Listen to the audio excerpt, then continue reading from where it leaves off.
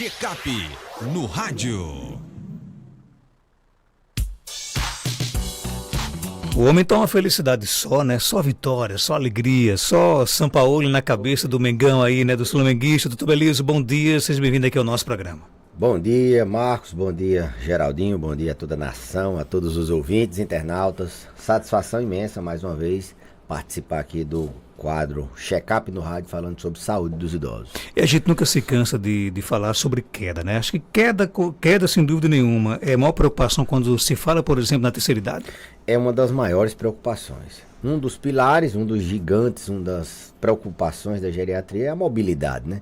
Manter o idoso, preservar sua mobilidade é um dos grandes objetivos que a gente tem quando avalia um paciente idoso. Isso preservando sua autonomia, sua independência, mas também prevenindo aquele que é um desfecho, aquele que é uma consequência extremamente deletéria, que pode ser extremamente deletéria para a saúde do idoso. Aquela que pode ser o divisor de águas, eu sempre digo, um idoso quando sofre uma queda e quando fratura, ele pode, a vida dele, mudar o curso de uma forma dramática para o envelhecimento mal sucedido, para o óbito. Muitos pacientes sofrem quedas e morrem, muitos pacientes sofrem quedas e não voltam com a mesma autonomia, com a mesma independência de antes, ficam com sequelas, ficam com medo de cair novamente, isso atrapalha a marcha, ficam com dores crônicas, eles ficam com um risco maior de cair. O principal fator de risco para a queda é ter caído. Por isso que a gente sempre pergunta na consulta, caiu no último ano, porque o que mais indica que ele vai cair novamente é uma queda anterior. E essa queda, muitas vezes minimizada pelos pacientes, pelos familiares, pelos cuidadores, ela pode ser uma queda que tenha levado a uma fratura, e às vezes eles só levam em consideração a grande queda, quando se arranha, quando quebra algum osso, mas uma queda mínima. Eu sempre digo, na iminência de cair, ele já vai ter problemas, ele já vai ter um paciente que ele tem quase queda, ele já tem problema no equilíbrio depois, ele evolui com o que a gente chama de pitofobia, o medo de quedas novamente. Então, quedas extremamente prevalentes, 30% dos idosos 65 anos, ou seja, a cada 10, 3 caem por ano, sofrem uma queda por ano. Isso vai aumentando à medida que a idade avança, né? 70 anos, 40% e assim por diante. Boa parte dessas pessoas que caem, elas desenvolvem sequelas, a maior delas é a dor crônica. A pessoa quando cai, ela fica sofrendo com dor, ela já tem um problema na vida que é dor. Antes da queda, muitos pacientes idosos eles sofrem com dores e quando cai ficam com dor crônica. Muitos deles, chegando a quase 60%, 70%, evolui com esse medo que eu falei. Quem aqui não lembra de um paciente idoso, de uma pessoa idosa que caiu ou quase caiu e evoluiu com medo intenso de andar novamente. Eu tenho alguns que não conseguem mais andar, mas que a gente treine marcha, por mais que a gente trate esse medo de quedas, eles ficam com com essa sequela. Sem falar nas sequelas mais graves, na mais temida, que é a fratura de antebraço, de fêmur, de fratura de crânio, microfraturas vertebrais, de bacia. Então a gente tem sequelas, né, após uma queda. Sempre teremos sequela, na boa parte das vezes, em pacientes idosos que caem. Cair na terceira idade aliás, a principal causa de morte por causas externas, né? São quedas no idoso. Se no adulto jovem é acidente do trânsito, no idoso a principal causa de morte por causa externa, assim vamos dizer, não é por infarto, não é por AVC, é a queda. Agora, doutor Belísio, como, por exemplo, qual é a importância, aliás, de oferecer para o idoso um ambiente onde ele não tenha tanto risco de cair? Começa, por exemplo, com a questão dos móveis ideais. Tem gente que enche a casa de móveis, né? Prejudica até obstáculos para o idoso. Isso também favorece as quedas? Favorece, Marcos. A casa segura, eu sempre digo, casa de idoso é casa segura. Não precisa ser uma casa bonita, encerada, brilhosa, com vários móveis no meio da casa. Pelo contrário, tem que ser um piso que não escorregue, não pode ter obstáculos nesse piso, buraco, batente, Esses móveis devem ser não devem ser no meio da casa, devem ser escorados na parede. Banheiro tem que ser seguro, barras de apoio, um piso que não escorregue, precisa ser um piso antiderrapante com a melhor cerâmica desenvolvida nos últimos tempos. Piso caspento, o cimento troiado, né? Meu pai foi pedreiro e a gente sabe mais ou menos como é que é um cimento troiado. Então, um piso que não escorregue, tem que ser seguro a casa, que ele possa andar com as limitações da mobilidade, ou mesmo que ele não tenha limitações, mas que ele tenha um risco maior de cair, ele tem os reflexos diminuídos, e ele tem alterações intrínsecas, e aí é onde a gente, após deixar a casa segura, é aí onde a gente tem as principais causas de queda, são nas doenças, nas alterações do próprio indivíduo, a começar pela visão. Se ele não enxerga bem, ele não vai conseguir andar sem risco de cair. Vai no quintal, não enxerga ali um obstáculo, e tropeça e cai. Se ele tem uma alteração no equilíbrio, doenças do equilíbrio, como labirintopatias, como qualquer outra doença que cause tontura, ele tem um risco maior de cair. Você desequilibrado, você cai mais fácil. Então é uma outra causa que ele tem que a gente aborda. Cada fator desse de risco de queda a gente vai tentando minimizar para que ele possa não cair. Doenças em outros lugares, como por exemplo a osteoartrose de joelho, de calcânio, de pés, isso altera a base dele, altera a marcha, ele com dor, ele anda com mais, com a limitação, ele tem um risco maior de cair. A própria sarcopenia, a própria perda de massa muscular, principalmente nas pernas, nos membros inferiores, facilita a queda, ele perde a força das pernas, alterações vasculares, ele altera a pisada, diabetes, o pé diabético, isso altera a forma com que ele vai andar, o equilíbrio. Então, são vários os fatores intrínsecos que a gente tem que tratar e aí evitar queda. Por isso que a gente, toda consulta, a gente manda o paciente, pede ao paciente para ele fazer uma caminhada, faz um teste que a gente chama de levantar, andar e sentar, time up and go, um teste de marcha que a gente faz para avaliar o risco de queda, ver a mobilidade dele ali, em poucos metros que ele anda, levanta, se senta, e isso já nos traz uma ideia de quais são os problemas daquele indivíduo, onde é que a gente tem que fazer intervenções para evitar uma queda, que é uma coisa que muitas vezes passa despercebido, porque as pessoas só tendem a imaginar a queda quando o paciente cai, e quando cai eles imaginam só o arranhão, a fratura, esquece por que caiu, porque esses pacientes vão cair novamente, entendeu? Então a gente tem que estar atento, até uma recomendação, para que observe qual foi o cenário da queda.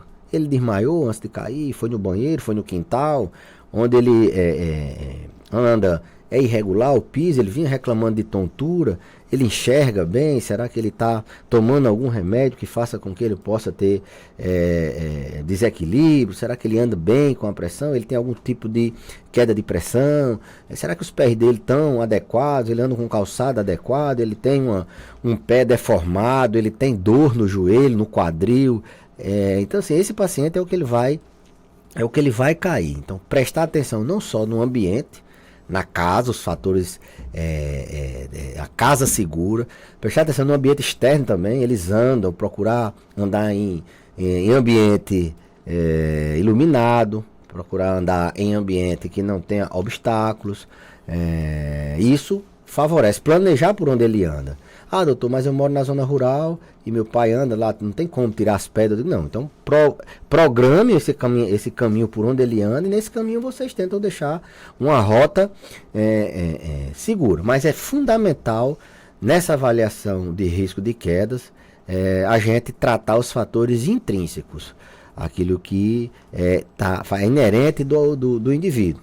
Problemas na visão, no equilíbrio, na base, nos pés, na força, nas dores, se está tomando algum remédio que facilite quedas, isso faz a diferença. Ouvindo pergunta aqui, aliás, diz que o pai dela tem 80 anos e depois que sofreu uma queda ficou com medo de andar. Isso é normal e como resolver isso? Mais de metade dos pacientes que sofrem queda, eles desenvolvem essa síndrome pós-queda, que a gente chama, esse transtorno fóbico pós-queda, é tipo ansiedade de andar. A gente chama de pitofobia. É porque quando o idoso cai, vamos assim, grosseiramente falar, ele meio que chacoalha as estruturas cerebrais dele, os pontos de referência de equilíbrio. Então, ele desenvolve um medo desproporcional a andar. Ele trava, realmente ele fica com medo de andar novamente. Não precisa dele ter quebrado nada, não precisa dele ter, independente da queda. Pode ter sido só uma iminência, digamos, um escorregão quase caiu, ele desenvolve esse medo de andar. Isso tem que ser tratado. Isso a gente precisa muitas vezes lançar mão de medicamentos, encaminhar para a fisioterapia, para o treino de marcha, de equilíbrio, de força, para restabelecer. E tem que ser assim, o quanto antes, porque se esse idoso continuar com esse medo muito tempo, a família é da velhice, ele está com medo de cair, vamos, perca esse medo, achando que só mandando ele perder o medo vai resolver, ele vai cair de novo, ele vai perder a independência, ele vai começar a ficar mais sentado, mais sem mobilidade, o músculo vai atrofiando, daqui a pouco o cérebro vai atrofiando, e ele depois, aí é que fica com mais dificuldade para andar, cai novamente e uma hora o medo de queda dele leva a uma nova queda. Então, a pitofobia, o medo intenso, é o que a gente chama de uma síndrome pós-queda. Depois que cai, tem aquele ciclo da queda, né? Caiu, fica com medo de cair, desequilibra, cai de novo. Então, numa hora, essa queda pode fraturar e levar esse paciente a não andar mais, a morrer, pode morrer na cirurgia, pode morrer no pós-operatório, pode morrer antes da cirurgia, se for uma fratura de crânio ou se for uma fratura mais grave. É um divisor de águas, é um limitante para a vida dele, a fratura ou o medo, a incapacidade depois da queda. Outra pergunta, como é a recuperação de um idoso após a queda? Depende, a gente vê se ele tem fratura, né? Não deixar de caiu, ver o que é que tá, se ele conseguiu levantar só, leva para o pronto-socorro, para o médico da confiança, ver se tem fratura, se tem alguma escoriação, tira os riscos urgentes. No segundo momento a gente vai, pronto, agora não tem fratura, não se arranhou, foi só, doutor, só arranhou aqui um pouquinho. Não, tem que agora a gente pensar na cinemática da queda. Como foi a queda e a partir daí investigar outras quedas e ver se a gente identifica os fatores de risco de queda e nesse sentido vai fazendo intervenções nesses fatores de risco. Então, quando o idoso cai é fundamental tratar a emergência, mas imaginar como foi que caiu. No banheiro, por que é que ele caiu? Não, ele caiu, foi na hora que ele se abaixou para pegar alguma coisa, ficou tonto e caiu. Não, ele tropeçou. Não, assim que ele levantou, ele ficou tonto e caiu. Não, ele usa uma sandália que escorregou. Ele realmente vinha reclamando de algum problema de equilíbrio. E geralmente tem 2, 3, 4 fatores que a gente faz intervenção e esse idoso não volta a cair. Por isso que aquele idoso que é acompanhado regularmente, ele pode até cair, mas ele diminui bastante esse risco de queda. Tira um fator de mortalidade importante. Como eu falei, a principal causa por morte externa não é acidente de trânsito como no adulto jovem, são quedas no idoso. Tem mais pergunta aqui no nosso WhatsApp, doutor Belísio. Caminhar após a queda prejudica a lesão ou não? Caminhada, exercício físico, fortalecimento, não só melhora a saúde física em geral, o coração, o cérebro, o sono, o humor, melhora tudo, fazer atividade física, como previne quedas também. Mas na hora da queda, é um dos fatores que a gente observa, né? Ele conseguiu levantar só, se não, você vai observar se ele tem algum risco de fratura. Se ele tiver algum risco de fratura, não mexe, chama o SAMU, e aí o SAMU vai fazer a imobilização adequada. Mas se o idoso levantou-se sozinho, primeiro que a gente já tem uma ideia da intensidade da queda, né? Se for uma queda que é mais intensa ou menos intensa, mas recomendavelmente faça ali uma avaliação. Se você vir que ele está sentindo muita dor quando se mexe no chão, não mexa, chama o serviço de emergência, porque ele pode ter uma fratura no fêmur, por exemplo, e você mexer, você pode complicar essa fratura, pode trazer um dano maior. Se for uma fratura na bacia, você mobilizar, pode fazer romper um vaso sanguíneo, se for um trauma numa vértebra também você pode trazer algum. Então, ver se ele se mexe, se ele não se mexe com dor, é melhor chamar o serviço de emergência, tratar aquela parte emergencial, mas depois levar para fazer uma avaliação sobre risco de queda. Tem mais perguntas? Bom dia. Bom dia, doutor. Bom dia, Marcos. Bom dia a vocês aí. E uma pergunta para o doutor aí. Eu tenho 62 anos, vivo me esquecendo de tudo. Esqueço de tudo. Só vivo me esquecendo. É algum problema já de Alzheimer? Eita, beleza. Não, mas pode ser, né? Esquecimento é uma queixa muito comum em todas as faixas etárias, né? E quando a gente passa dos 60, a gente tende a temer a doença talvez mais dramática, que o principal sintoma é o esquecimento, que é a demência, né? Como exemplo, a demência de Alzheimer. Então, a pessoa que tem uma capacidade de pegar o telefone, mandar um áudio com conteúdo, uma pergunta coesa, ela provavelmente não tem ainda a demência de Alzheimer. A gente precisa fazer teste cognitivo, testes de memória, logicamente, pensando em outras causas, confirmar que ela tem uma memória que não é afetada ainda por Alzheimer, até porque Alzheimer é uma doença que a idade pesa muito. Então, depois dos 70 que ela começa realmente a gente a pensar. 62 anos ela é muito jovem para ter a demência, mas um dos fatores de risco para ter a demência é a principal causa do esquecimento em faixa etária mais nova, que é o transtorno de ansiedade. É a pessoa que quer resolver várias coisas ao mesmo tempo e não presta atenção, não dá aquela atenção concentrada a determinada tarefa e finda não guardando na memória, finda esquecendo. Então, é o transtorno de ansiedade, é o transtorno do humor, a depressão, o sono. Os transtornos do sono fazem com que você tenha esquecimento.